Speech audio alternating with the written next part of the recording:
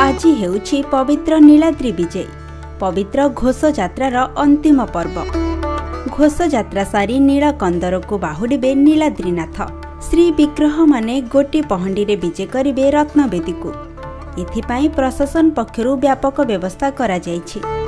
परंपरा अनुଯାयी एकादशी दिन सुनावेश, द्वादशी रे अधरपणा और त्रयोदशी तिथि रे पड़े नीलाद्री विजय। रथ उपरे ठाकुर मानक संध्या धूपनीति सरिबा परे सबु रथरे बंधाजिब चारमाळ। प्रथमे विजय काहाली बाजिबा परे बंदापना और डोरी लागिबा नीति हेब। पुष्पालक महाजन माने सर्वप्रथमे मदन मोहन और रामकृष्ण विग्रह को धरी दक्षिणी घर को विजय करिवे। तापरे गोटी पहंडी क्रम श्री सुदर्शन, प्रभु बलभद्र और देवी सुभद्रा पहंडी होई गंभीर घर को विजय करिवे। सेपटे भाई भौणी को सांगरे नहीं जाइथिबारु महाप्रभु ऊपर अभिमान करिवे महालक्ष्मी। तेणु बड़ देउल भितर को प्रवेश कला बेले कालिया शांतक बाट जगिबे लक्ष्मी शांताणी।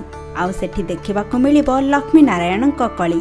जेमिति परिवार भितरे स्वामी स्त्री मध्य मनांतर हेले कली होइथाय, सेमिति आज लक्ष्मी नारायण कली सारा ब्रह्मांड देखिबो। तापरे मां महालक्ष्मी प्रिय रसगोला दे ठाकुर सबु कलीर समाधान करिवे।